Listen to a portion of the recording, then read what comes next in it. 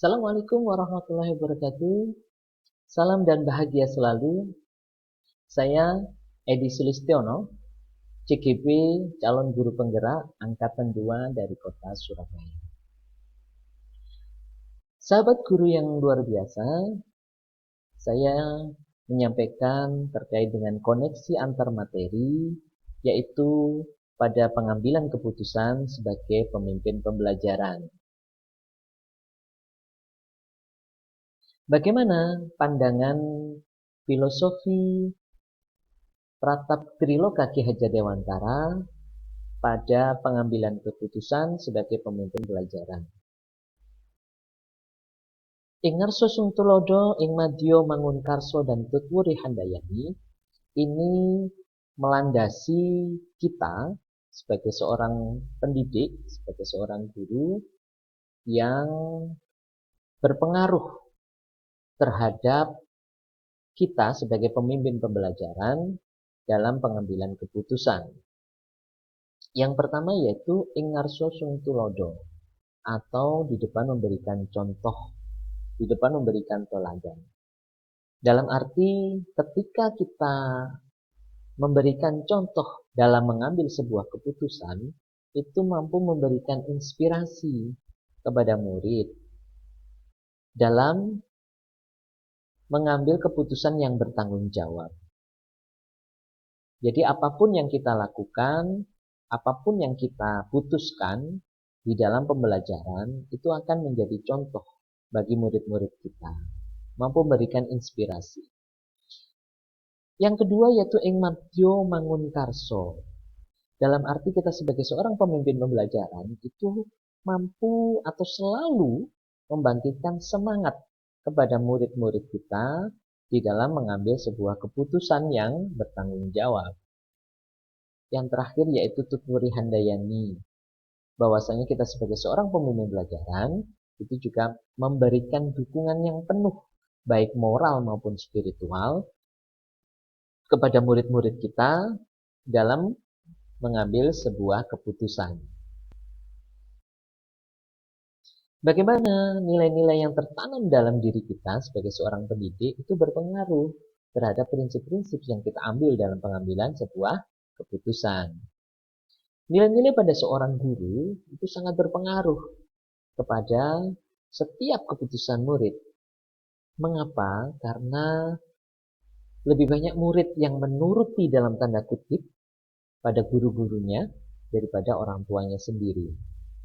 Sehingga nilai-nilai yang terkandung, yang dimiliki oleh guru tersebut, itu juga akan dicontoh oleh murid-murid kita.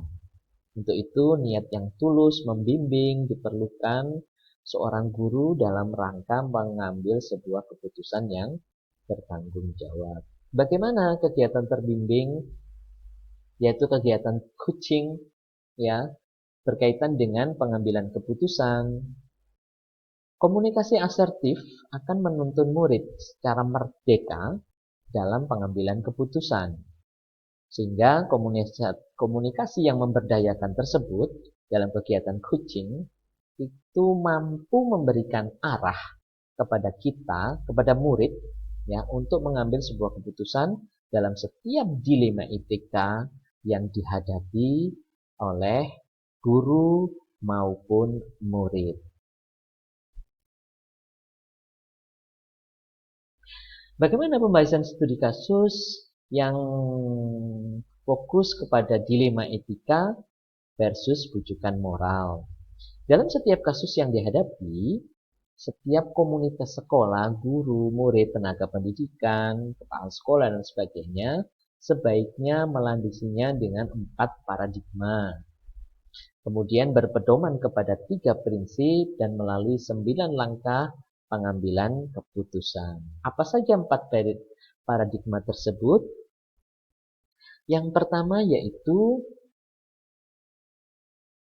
individu melawan masyarakat atau individual versus community. Yang berikutnya yaitu rasa keadilan lawan rasa kasihan atau justice versus mercy.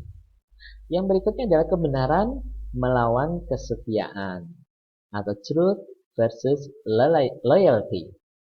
Kemudian jangka pendek melawan jangka panjang atau truth atau short term versus long term. 4 paradigma tersebut ya itu harus mendasari ya pola pikir kita di dalam menyelesaikan dilema etika. Kemudian 3 prinsip harus kita juga junjung tinggi, harus kita pegang teguh.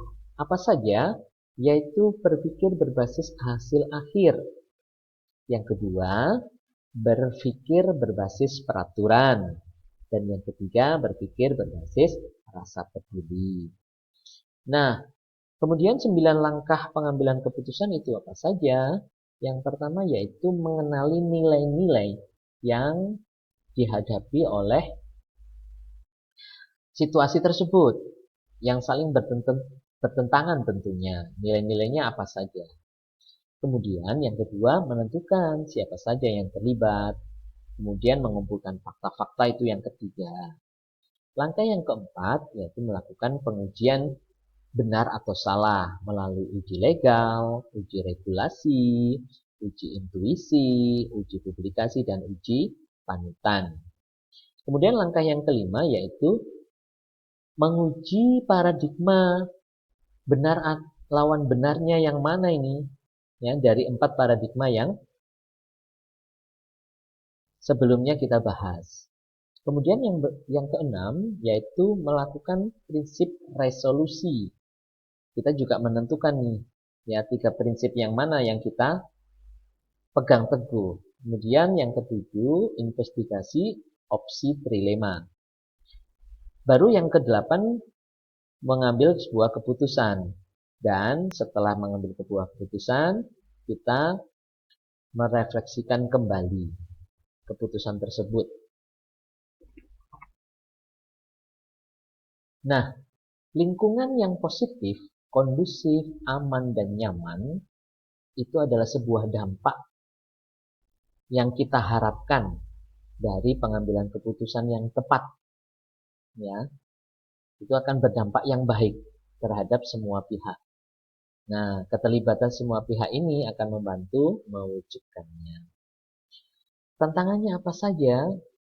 Ya, yaitu kadang paradigma dan prinsip setiap orang berbeda. Paradigma dan prinsip setiap guru, setiap murid, kepala sekolah, tenaga kependidikan, dan stakeholder yang ada itu berbeda-beda.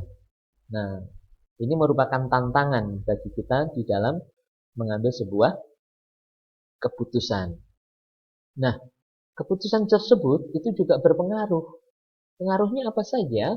Yang diharapkan adalah mampu memerdekakan murid dalam menggapai keselamatan dan kebahagiaan setiap kodrat anak dan kodrat zaman.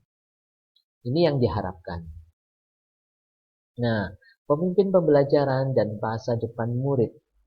Harapannya adalah bahwasanya ketika menjadi seorang pemimpin pembelajaran untuk mampu mendidik, mampu mengasuh, bisa mengarahkan secara tulus, secara baik, mampu menghamba kepada murid dan sebagainya. Dan harapannya adalah masa depan murid ini adalah tercetak karakter profil pelajar Pancasila. Ya, itu yang diharapkan. Demikian rangkuman atau pembelajaran refleksi pada koneksi antar materi yaitu pengambilan keputusan sebagai pemimpin pembelajaran. Salam dan bahagia selalu. Assalamualaikum warahmatullahi wabarakatuh.